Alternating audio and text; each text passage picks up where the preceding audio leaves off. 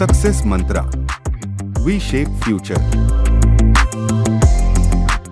Hello everyone, welcome you all in today's the Hindu news analysis. So आज के analysis में कुछ स्पेशल है, क्योंकि कुछ ऐसे टॉपिक्स है जो काफी टाइम से चल रहे थे। तो आई थॉट कि कुछ ऐसा अपॉर्चुनिटी मिले मुझे भी, ताकि उसको लिंक कर सके। एंड आज के एनालिसिस में एक ऐसा टॉपिक है जो करके ही जाना एग्जाम में, उसके बिना मत जाना प्लीज, क्योंकि वो मतलब एक डाइवर्स टॉपिक है जिसमें बहुत कुछ है पढ़ने के लिए, और काफी न्यूज उसके आसपास घूमी थी। राइट, तो चलिए स्टार्ट करते हैं। पहला एनवायरनमेंट वाला ही है। आपका एनवायरनमेंट बहुत हो रहा है, तो I cover most of the environment related concepts जो इस बार हुए हैं, तो हेल्प हो जाएगी काफी 18 को। तो SC moods the idea project great Indian bustard के रिगार्डिंग सुप्रीम कोर्ट ने बोला है। Second is the hornbill festival, Maharashtra Karnataka border dispute, ये स्टेट डिस्प्यूट से रिलेटेड है। And the four most important part is India, China, US and many more. Sir ये क्या है? देखो, यूएस और इंडिया का एक एक्सरसाइज हो रहा है, युद्ध अभ्यास उत्तराखंड में औली डिस्ट्रिक्ट में। तो चाइना को प्रॉब्लम है और चाइना ने एक स्टेटमेंट भी रिलीज किया है। पेंटागन ने क्या रिलीज किया स्टेटमेंट कि don't interfere with my bilateral relationship with India. तो इससे इंडिया के कुछ रिलेशनशिप एस्पेक्ट्स है, तो I cover each and every aspect. Right, तो उसको कवर करके ही जाना एग्जाम में। पहला टॉपिक देखते हैं। सुप्रीम कोर्ट ने एक आइडिया दिया है प्रोजेक्ट इंडियन बस्टर्ड का, to save the endangered birds. तो इसको जानने से पहले एनवायरनमेंट के सारे टॉपिक्स को एक बार सम अप करते हैं, उसके बाद फिर वापस से हम अपने टॉपिक पे आ जाएंगे। ठीक है, टॉपिक क्या है हमारा? एनवायरनमेंट से रिलेटेड। तो इसमें सर क्या क्या इंपॉर्टेंट है? इवन आज ही मैंने कुछ क्वेश्चंस देखे जिसमें कोप से रिलेटेड बहुत फैंटास्टिक क्वेश्चंस थे, और आपने मॉक वगैरह दिया होगा, तो उसमें एनवायरनमेंट से रिलेटेड बहुत सारे टॉपिक्स आते रहते हैं। तो एनवायरनमेंट को हम यहाँ पे बांटते हैं 2-3 पार्ट में, तो इस साल न्यूज में रहे। राइट, एक है आपका UNFCCC, ठीक है। एक है आपको रामसर कन्वेंशन या रामसर साइट्स जो आप बोलते हो, और ये रिलेटेड है इंडिया @75 से, ठीक है। उसको वेटलैंड साइट्स भी बोला जाता है। अब यहां पर आते हैं, एनिमल से रिलेटेड बातें होंगी, ठीक है, और यहां पर बात होगी बर्ड्स से रिलेटेड। मेजर जितना हो सकता है उसको हम ट्राई करेंगे कि इसमें सम अप कर दें, ताकि आप रिवाइज करें। ये एक बेसिकली माइंड मैप आइडिया रहेगा रिवाइज करने के लिए, ठीक है। जब भी आप UNFCCC की बात करोगे, आपको एक वर्ड सामने आएगा, कोप। इस बार हुआ था कोप 27 शर्म अल शेख इजिप्ट में, जिसका रिजल्ट क्या निकला? Loss and damage fund and mangroves. तो LND प्लस मैनग्रूव, ठीक है। और भी कुछ इंपॉर्टेंट है, जैसे 1.5 degree Celsius by Paris agreement, है ना, प्लस कोप 1 कहाँ हुआ? तो बर्लिन में हुआ, ठीक है, बर्लिन में हुआ, 1995 में हुआ बर्लिन में। उसके बाद कोप 8 है जो कि आपको इंडिया में हुआ। तो ऐसे ऐसे एस्पेक्ट्स, प्लस कोप 28 दुबई में होगा, ठीक है। ये सब चीजें आपकी इंपॉर्टेंट है रिलेटेड दिस, तो इसको अच्छे से पढ़ लेना। बुडापेस्ट कन्वेंशन है, क्योटो प्रोटोकॉल है, माय बैड, बुडापेस्ट कन्वेंशन नहीं है, क्योटो प्रोटोकॉल है। फिर उसके बाद आपको बेसल कन्वेंशन है, रॉटरडैम कन्वेंशन है, पेरिस एग्रीमेंट, किगाली अमेंडमेंट, इन सबको मैंने करवाया हुआ है कहीं ना कहीं। राइट, अब इसमें थोड़ा सा 1-2 चीजें और कनेक्ट कर देते हैं यहाँ पर, जो देखने में आपको आसानी रहेगी। That is the Basel convention, Rotterdam convention, Montreal protocol and Kigali amendment. Moreover Kyoto protocol, Bali amendment. Bali में इस बार G20 वाला भी हुआ था और मिनिस्ट्रियल कॉन्फ्रेंस भी हुआ यहाँ पर। और क्योटो हो गया, बाली हो गया, किगाली, मॉन्ट्रियल, रॉटरडैम, बेसल, और उसके बाद अगर इसमें और मन हो तो दोहा अमेंडमेंट ऐड कर देना। बस इतना कर लोगे ना, तुम्हारा 5 से 6 नंबर कोई नहीं लेके जा रहा है एक पैसेज से। And when I was seeing, मैं किसी मॉक का ही देख रहा था question paper, and I saw 9 questions from a single passage on this concept, only on this concept, और इन सबको मैंने बहुत बार कवर किया है। रामसर साइट्स पे आते हैं। इंडिया @75 में क्या हुआ कि मोदी जी ने कहा कि 75 रामसर साइट्स ऐड किए जाएंगे, तो टोटल 64 + 1 11 किया गया, और रामसर साइट्स ऐड कर दिया गया। इसमें एक इंपॉर्टेंट एस्पेक्ट है, that is the Montreux record. ठीक है, मॉन्ट्रियक्स रिकॉर्ड। अब इसमें दो तीन बातें और करेंगे हम, जैसे चिलिका। ठीक है, चिलिका हो गया। फिर उसके बाद आप याद रखना बोलीविया का नाम। बोलीविया जो लैंड के हिसाब से सबसे ज्यादा जो एरिया है, और उसके बाद सबसे ज्यादा रमसर साइट्स किसके पास है भाई? यूके के पास। यूके आपका उत्तराखंड नहीं है, यूनाइटेड किंगडम है। ठीक है, और इंडिया में सबसे लार्जेस्ट एरिया किसका है? तो सुंदरबन। और सुंदरबन में क्या मिलता है? सुंदरी ट्रीज। ठीक है, और सुंदरबन में डेल्टा भी बनाती हैं। इतना रामसर साइट्स। अब आते हैं बर्ड्स पे। सर बर्ड पे मैंने जब जब हमने पढ़ा था तो ग्रेट नॉट पढ़ा रिसेंटली। ग्रेट नॉट ये रशिया से आती है। ठीक है, उसके बाद एमूर फैल्कन पढ़ा। ये एक रिवीजन क्लास की तरह लो, बहुत हेल्प करेगा। And it is my promise, अगर इतना माइंड मैप अगर याद होगा ना, पूरा एनवायरनमेंट जून से लेकर के अभी तक कोई नहीं रोक रहा तुम्हारा, कोई नहीं रोक रहा। Amur falcon, great knot and CMS, conservation of migratory species. इससे रिलेटेड आपका एक कन्वेंशन है जिसका नाम है बॉन कन्वेंशन।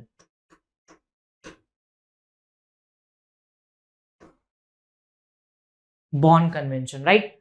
बॉन कन्वेंशन ये जर्मनी में है। अब इतना जब कर लोगे तो गंगेटिक डॉल्फिन देख लेना, थोड़ा सा, ज्यादा नहीं। Gangetic dolphin, it is just for the sake of revision I am writing this, नहीं तो कोई मतलब नहीं बनता है इतना लिख करके।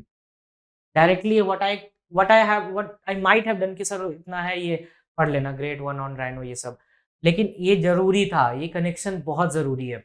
अब आते हैं एनिमल्स के ऊपर। सर एनिमल्स में इस बार क्या क्या हुआ? अरे बहुत कुछ हुई है भाई एनिमल्स में। 17 सितंबर चीता रीएलोकेशन। ठीक है, उसके बाद प्रोजेक्ट टाइगर जो 73 में स्टार्ट हुआ। उसके बाद one horned rhino vision. Moreover, अगर इसके बाद भी और कुछ करने का मन हो रहा है, IUCN, international union conservation of nature. वेंसी का कॉन्सेप्ट ये मैंने बताया था। वल्नरेबल, एंडेंजर्ड, क्रिटिकली एंडेंजर्ड, इस तरीके से नंबर डिक्रीज होते जाएगा। ठीक है, तो इतना कर लो, it is more than enough, बहुत है। इसके बाद कहीं से कुछ क्वेश्चन नहीं आ रहा तुम्हें, राइट। तो आई होप कि आप इसका स्क्रीनशॉट रख लेना, और कैसा लगा ये इन्वायरमेंट का ये भी कमेंट सेक्शन में बताना। तो just I take a 1 second break, और उसके बाद फिर वापस से हम अपने आ जाएंगे सुप्रीम कोर्ट वाले टॉपिक पे, राइट। तो चलिए स्टार्ट करते हैं वापस से अपना पुराना टॉपिक, हम जहां से छोड़ा था हम लोगों ने कि सुप्रीम कोर्ट ने कहा है कि भाई ग्रेट इंडियन बस्टर्ड का प्रोटेक्शन जरूरी है। तो एक project great Indian bustard start किया जाएगा, launching on the lines of project tiger. ठीक है, 1973 में चला था project tiger to save the big cats. तो प्रोजेक्ट टाइगर भी देखना, अफ्रीकन एशियन देखना, और उस पर मन हो तो एलिफेंट वाला भी देख लेना। चलो याद ही आ गया, तो इसको इसमें भी एड ऑन हम कर देते हैं।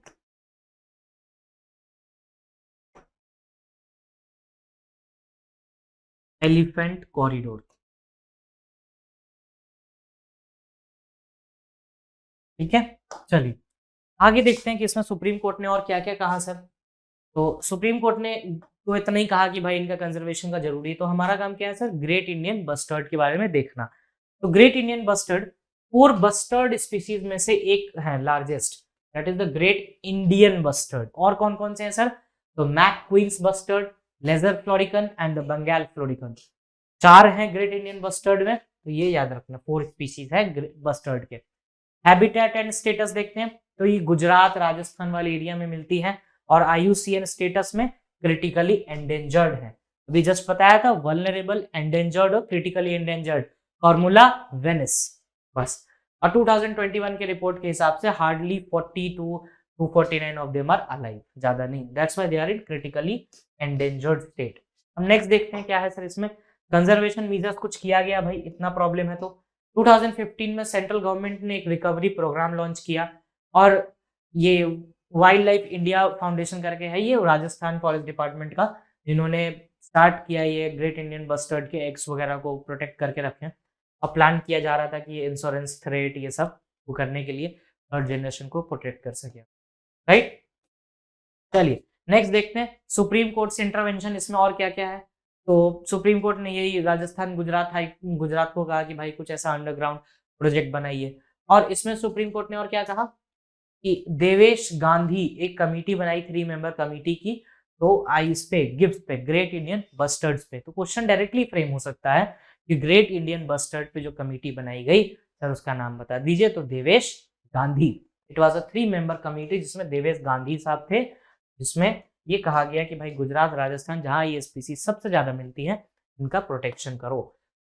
ग्रेट इंडियन बस्टर्ड का साइंटिफिक नेम अगर देखा जाए तो क्या है, Ardeotis nigriceps, the state bird of Rajasthan. ये बड़ा इंपॉर्टेंट क्वेश्चन हो सकता है, state bird of Rajasthan that is the great Indian bustard. किस मिनिस्ट्री के अंदर आता है, ministry of environment forest and climate change, ठीक है, ministry of forest environment and climate change. Rajasthan government wildlife institute of India have also conservation desert national park.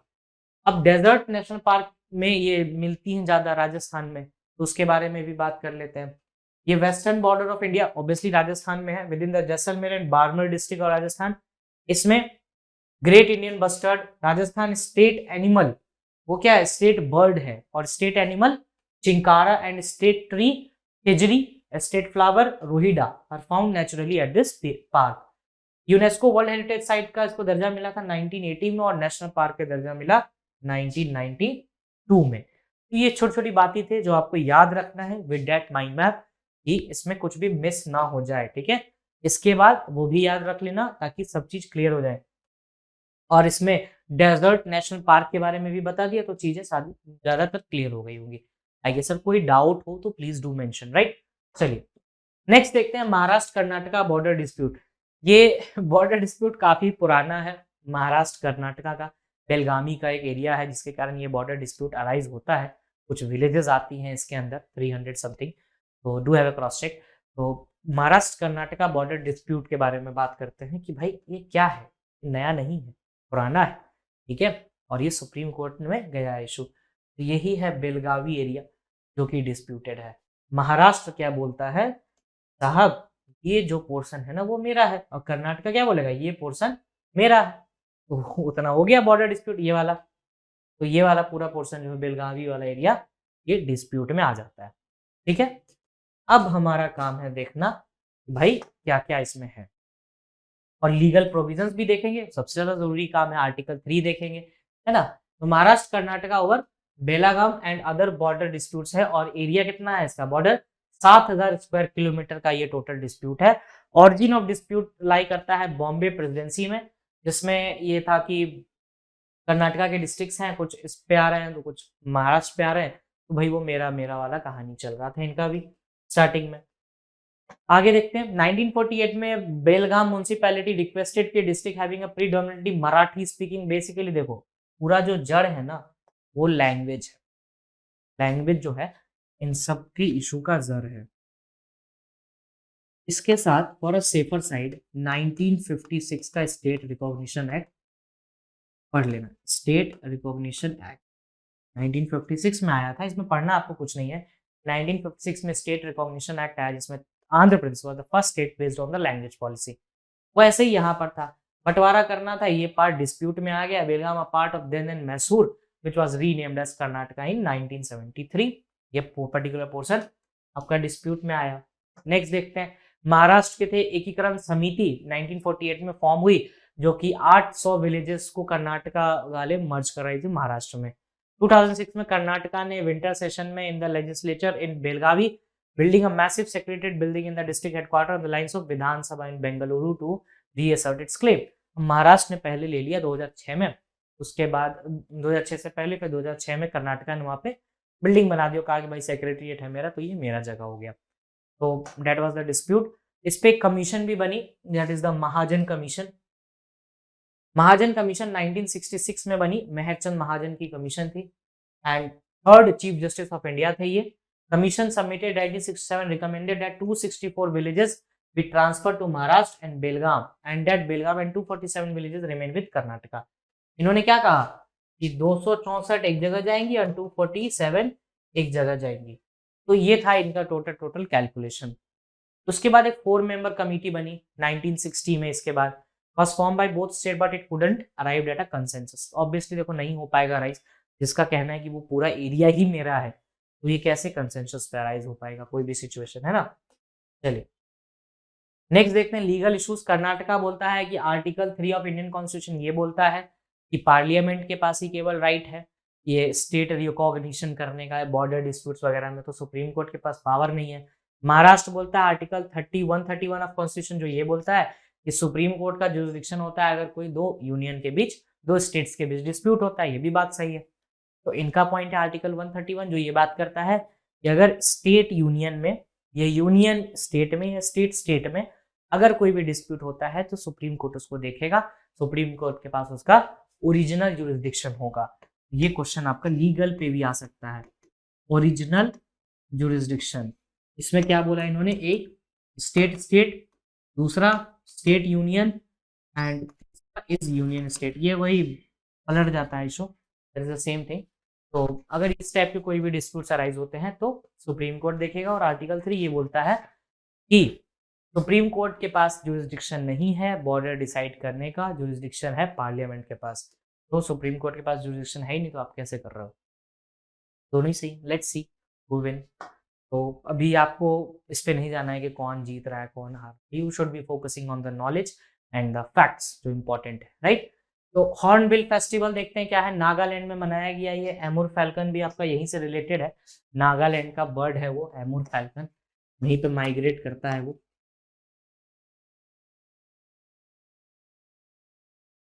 एमुर falcon, तो ये भी देख लेना अच्छे से, मैंने पहले भी इस चीज को डिनोट किया। एमुर फैल्कन ये 10 डे लॉन्ग हॉर्नबिल फेस्टिवल है, ये हॉर्नबिल के बारे में भी जानेंगे and Naga heritage village Kisama में, ठीक है। और दिसंबर 1 है आज। आज 2-3 चीजें हैं, let me write down here, एक बार देखना सेफ्टी के लिए। बीएसएफ का आज रेजिंग डे है, रेजिंग डे। और बीएसएफ में एक विमेन हेड भी आई हैं, उनका नाम भी याद रख लेना। मोर ओवर आज एड्स डे भी है, ठीक है। तो ये 3 चीजें हैं आज देखने के लिए, फॉर अ सेफर साइड देख लेना। अब आते हैं हॉर्नबिल फेस्टिवल में सर क्या क्या है। तो फर्स्ट फेस्टिवल पहली बार सेलिब्रेट किया गया 2000 में, ये नागा हेरिटेज विलेज किसामा में ये सेलिब्रेट किया गया। पढ़ना होगा तो इसके साथ आफ्सपा देख लेना कि आफ्सपा कितने स्टेट्स में है, 3 है बाय द वे, पर बस for a safer side visit कर लेना। ऑर्गेनाइजर्स कौन है, state tourism art and culture department, ठीक है। ऑब्जेक्टिव क्या है, ट्राइबल इंटरेक्शन बढ़ाना। अब ट्राइबल की बात आती है तो क्या क्या रिवाइज करना होगा, एकलव्य स्कूल, एकलव्य स्कूल। अब एकलव्य स्कूल के बाद क्या क्या करना होगा आपको, द्रौपदी मुर्मू इंडिया की प्रेसिडेंट है, ये संथाल ट्राइब से बिलोंग करती हैं। प्लस एक और चीज जो आप पढ़ लेना, that is the Birsa Munda anniversary. बस इतनी बातें हैं जो इस ट्राइबल पॉइंट ऑफ व्यू से आपको याद होनी चाहिए apart from this hornbill festival, right. कोई भी डाउट हो तो please do mention, I will surely answer your doubt, right. चलिए नेक्स्ट देखते हैं नॉमेनक्लेचर के बारे में। फेस्टिवल इंडियन बर्ड है हॉर्नबिल, उसके बाद ही नाम रखा गया। और 9 हॉर्नबिल स्पीसीज हैं और इसको फेस्टिवल ऑफ फेस्टिवल्स भी बोला जाता है। जैसे ग्रेट बस्ट इंडियन बस्टर्ड के 3 थे ना, ग्रेट बस्टर्ड्स के वैसे ही। अब ये अगर बात करें इनका तो इम्प्रेसिव साइज अच्छा होता है, colour have made it important. और great hornbill is a state bird of Kerala, देख रहे हो। नागालैंड, नागालैंड का फेस्टिवल है और स्टेट बर्ड कहाँ का है, केरला एंड अरुणाचल का, ठीक है, केरला एंड अरुणाचल का। It is not a state bird in Nagaland although the hornbill festival celebrate Nagaland and Nagaland state bird is Blyth's tragopan. बहुत इंपॉर्टेंट बात थी, नागालैंड में हॉर्नबिल है ही नहीं स्टेट बर्ड। स्टेट बर्ड किसका है, केरला और अरुणाचल का। फेस्टिवल कौन मना रहा है, नागालैंड, और नागालैंड का स्टेट बर्ड क्या है, ब्लाइट्स ट्रैगोपन, ठीक है। अब आगे बढ़ते हैं हमारे इसमें हॉर्नबिल के बारे में।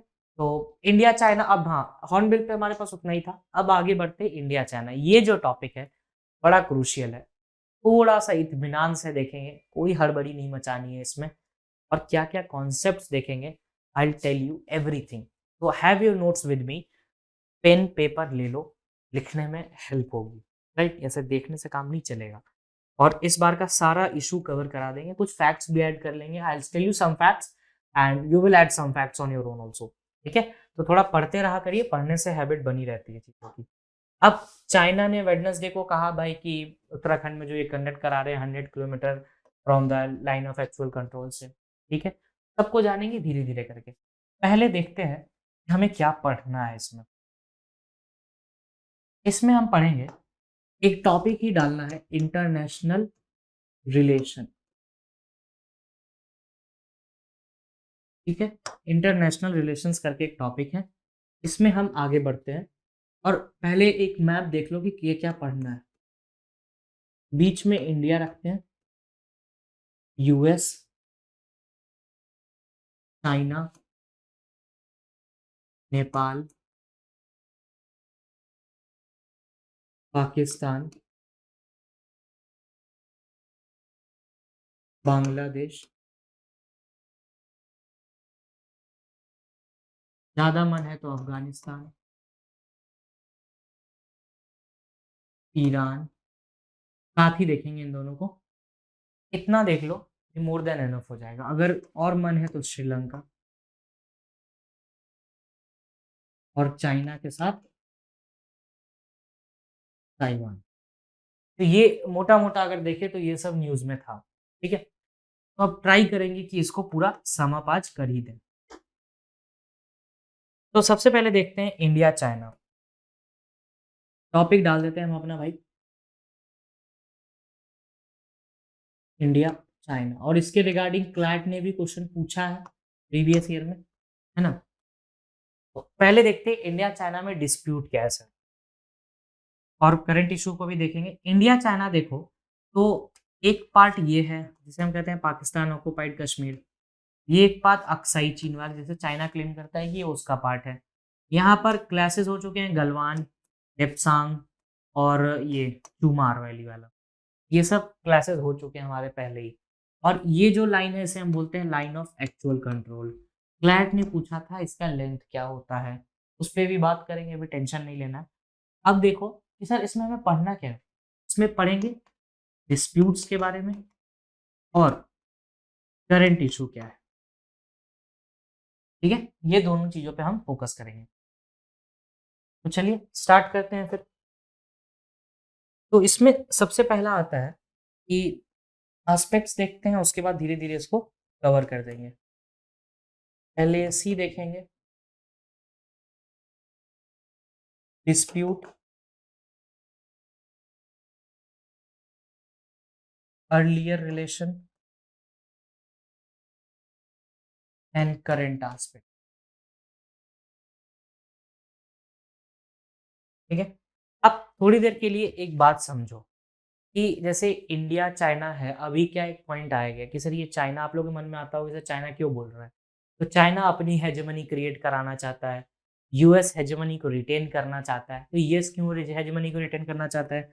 अगर तुमने कभी वर्ल्ड ऑर्डर पढ़ा होगा, एक मोटा मोटा कॉन्सेप्ट देखते हैं। 1991 से 2001 तक अगर देखा जाए तो यूएस की हेजीमनी रही, है ना? 2000 में 9/11 का अटैक होता है और 2008 में ग्लोबल रिसेशन आता है। ग्लोबल रिसेशन के कारण जो आप एससीओ की मीटिंग्स करवा रहे हो ईयरली, वो इसी कारण से हो रहा है। इस ग्लोबल रिसेशन के कारण यूएस की हेजेमनी डाउन होती है। उसके बाद 2011 ऑनवर्ड्स ओबामा आते हैं और 2012 के ऑनवर्ड्स शी जिनपिंग आते हैं। इनकी जो इकोनॉमिक वो एक्सटर्नल अफेयर्स पॉलिसीज थी that was the aggressive. Obama Iran Iraq यहाँ से वापस लेते हैं अपनी आर्मी और अपने इंटरनल अफेयर्स पे फोकस करते हैं। ठीक, ये मोटा मोटा था कि भाई तो यूएस अपनी हेजेमनी रिटेन करना चाहता है, चाइना अपनी हेजेमनी स्टेब्लिश कराना चाहता है। बट सर इस बीच में इंडिया का पॉइंट क्या है और इंडिया के क्या क्या रिलेशंस हैं, ये एक प्राइम क्वेश्चन बनता है। ये जस्ट एक माहौल बनाने के लिए मैंने बताया था, ये आप लोग के लिए उतना इंपॉर्टेंट नहीं है। अब आते हैं इंडिया चाइना के फैक्ट्स पे। ठीक है? तो इधर से ध्यान दे देना अच्छे से। इंडिया चाइना का जो बॉर्डर डिस्प्यूट है वो आता है सबसे पहले आपको एलएसी से। एलएसी की लेंथ है 3488 किलोमीटर। अभी हम लोगों ने उसका देखा था एलएसी का length, this that is the line of actual control. और जो बाउंड्री डिस्प्यूट है, जो बाउंड्री डिस्प्यूट है आपको, वो है वेस्टर्न सेक्टर में।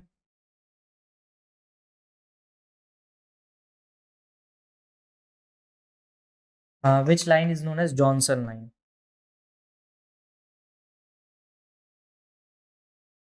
इस लाइन को जॉनसन लाइन कहा जाता है। अब चाइना बोलता है कि हम जॉनसन लाइन को नहीं मानेंगे, हम मानेंगे मैकडोनल्ड लाइन को।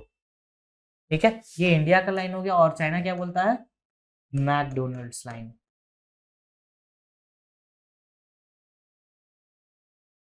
चाइना बोलता है मैकडोनल्ड लाइन। अब इंडिया और चाइना की अगर और डिस्प्यूट्स की बात करें तो सर एक डिस्प्यूट और है। एलएसी देख लिया, डिस्प्यूट में एक और देख लिया, अब एक देखेंगे ब्रह्मपुत्र डिस्प्यूट।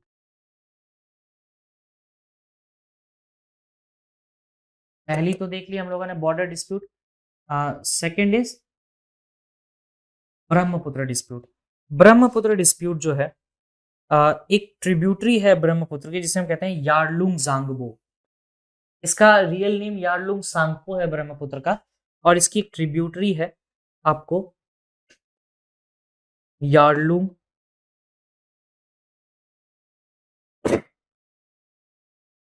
यार्लुंग जांगबो के नाम से।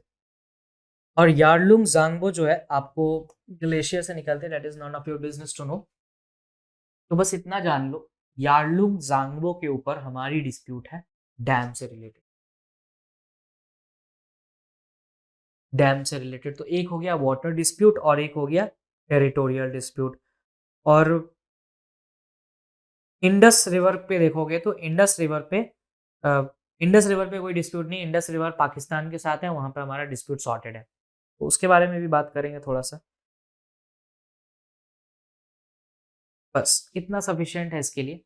अब एक चीज ध्यान दो, अर्लियर रिलेशन की अगर बात करें तो India was the first country who recognized China. India was the first country जिसने चाइना को रिकॉग्नाइज किया था एज अ कंट्री। और चाइना में कौन सी पार्टी है? People's republic of China, PROC. और ताइवान में आरओसी। इन दोनों का डिस्प्यूट है, तो जब चाइना ताइवान देखेंगे तो उसमें भी देख लेंगे इसको। इंडिया के रिलेशंस 1950 ऑनवर्ड्स ठीक चले थे, बट लेटर ऑन फिर 1962 का बीच में एक हर्डल आता है वॉर। फिर उसके बाद 1988 में ठीक चला हमारा, बट उस पर धीरे धीरे चीज़ें बहुत हुई। कल्चरल रिलेशंस की बात करें तो स्वामी विवेकानंद से रिलेटेड एक कल्चरल सेंटर 2018 में ओपन किया गया।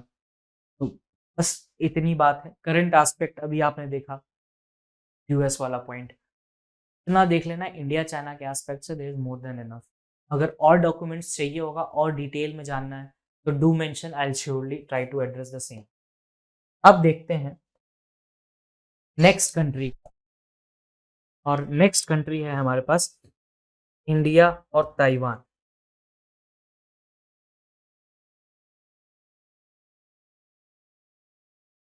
अब ताइवान का जो इशू है वो कनेक्ट होता है आपको चाइना से।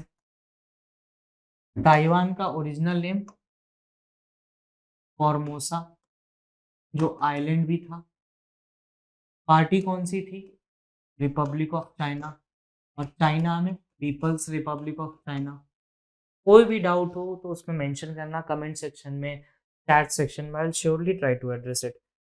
अब ताइवान रिलेशंस हैं इंडिया के स्टार्टिंग से अच्छे रहे थे, और एक हम लोगों ने स्टैब्लिश किया था, that is the Taipei economic cultural centre 1995 में, ताइवान इंडिया के बीच का। एंड ताइवान की बात करें तो यहाँ से एक इशू उमड़ के आता है, that is the one China policy. One China policy, one China policy जो ऑफिशियली जो आप बोलते हो रिपब्लिक ऑफ चाइना, ये फॉर्म हुआ था 1949 में। And rest is the history. You need not to know that much. अब आते हैं बांग्लादेश के बारे में। इंडिया और बांग्लादेश, ये ओवरऑल कवर हो रहा है कि हाँ ये चीजें फोकस में देखनी है। अब आते हैं इंडिया बांग्लादेश के ऊपर। इंडिया बांग्लादेश, ठीक है। इंडिया बांग्लादेश देखो, इंडिया बांग्लादेश में कुछ चीजें हैं जो ध्यान रखनी है। That is the Teesta, Teesta river treaty जो कभी साइन नहीं हुआ। उसके बाद है कुशियारा, ये मेजर रिवर्स हैं और बांग्लादेश और इंडिया के बीच अराउंड 53 टू 54 रिवर्स बहती हैं। कुशियारा रिवर ट्रीटी जो है आपको इसी साल 2022 में साइन हुआ, जब बांग्लादेश की पीएम विजिट पे आई इंडिया 5 टू 8 सितंबर, ठीक है। इसमें इन्होंने मुजीबुर स्कॉलरशिप भी बताया, मुजीबुर स्कॉलरशिप। और इंडिया बांग्लादेश के रिलेशन 1971 से स्टार्ट हुए and India was the first country who recognise Bangladesh, ठीक है। अब इसके बाद लेटर ऑन अगर और बात करोगे तो इंडिया पाकिस्तान का है, तो पाकिस्तान के साथ हमारा गिलगित बल्तिस्तान वाला रिलेशन है। और भी बहुत सारे हैं, पाकिस्तान की बात करने लगे तो बस आपको जो अब ओवरऑल इशू की बात करें तो वो देखना है चाइना पाकिस्तान इकोनॉमिक कॉरिडोर। ये चाइना और पाकिस्तान के बीच में है, from Xinjiang province to Gwadar port, ये वाला पार्ट है। अब लेटर ऑन एक चीज और देख लो, one belt one road initiative. One belt one road initiative जो है ये दो पार्ट में देखो, एक आता है डायमंड नेकलेस और एक होता है स्ट्रिंग ऑफ पर्ल्स। इसको हम लोगों ने मैराथन में डिस्कस किया था, ये पूरा रिवीजन सेशन टाइप का चल रहा था, पूरा revision. OBR is the one belt one road initiative, जिसको इंडिया टैकल करना चाह रहा है बाय द वे ऑफ, जिस लाइक ये सिल्क रूट का एक रोड है जिसको चाइना बढ़ाना चाह रहा है कनेक्टिविटी के लिए, और string of pearls technique use कर रहा है, और हमारा डायमंड नेकलेस है, राइट। तो इतना कर लेना, that is more than enough. Kushiyara river treaty, Teesta, मन हो तो गंगा से कनेक्ट कर लो, तो भी बहुत बार देखा। और इस पूरे इश्यूज में कोई डाउट हो, कुछ ना समझ में आया हो तो डू मेंशन, राइट। बस एक आइडिया देना था कि हाँ ये टॉपिक्स पे भी आपको अच्छे से कमांड होनी चाहिए, क्योंकि क्वेश्चंस पूछे हुए हैं, बहुत बेसिक क्वेश्चन पूछता है क्लैट। कौन सा डिस्प्यूट में एरिया है, कितना एरिया डिस्प्यूट में है, तो जितने कंट्रीज के मैंने नाम लिए उनका बॉर्डर एरियाज एक बार देख लेना, राइट। चलिए नेक्स्ट आते हैं what not to be missed में। तो उसमें है an Indian recipe to quell the micronutrient malnutrition, पढ़ना, इंग्लिश से रिलेटेड अच्छा टॉपिक है। China wants US not to interfere relationship, अभी देखा। और ये हेजेमनी वाली पूरी इशू थी जो 2008, 1991 रिसेशन ऑफ द ग्लोब, और 2001 9/11 अटैक, उसके बाद ओबामा का आना, फिर शी जिनपिंग की एग्रेसिव पॉलिसी ताकि वो हेजेमनी स्टेब्लिश कर पाए। That was all the political theory behind this, but जो आपको देखना है दैट इज द फैक्ट्स। अब आते हैं क्वेश्चंस पे। विच फॉरेन एयरलाइंस, ये बहुत इजी क्वेश्चन है, बहुत इजी, ठीक है। अब आते हैं next, what does the article 348, try करना आंसर करने का। Which country is the world largest oil reserve, Saudi Arabia नहीं है। फोर्थ, 15th कंट्री दरगाह बैंड, अच्छा 15th सेंचुरी दरगाह बैंड, ये मैंने रिसेंटली करवाया है। Which country has in the deal for the Qatar to supply the liquefied natural gas, बताना इसका answer 2026 तक। तो आज के लिए इतना sufficient, and do practice, do revise, और आज के टॉपिक को रिवीजन के तौर पे ज्यादा तरीके से लीजिए। होटल मैनेजमेंट और अदर के स्टूडेंट जैसे DU LLB, तो one liner topic is sufficient for you, like कि युद्धाभ्यास एंड ग्रेट इंडियन बस्टर्ड और IUCN, ये सब टॉपिक पता होना चाहिए आपको भी, because it is a part and parcel of the GK। And thank you, that's all from my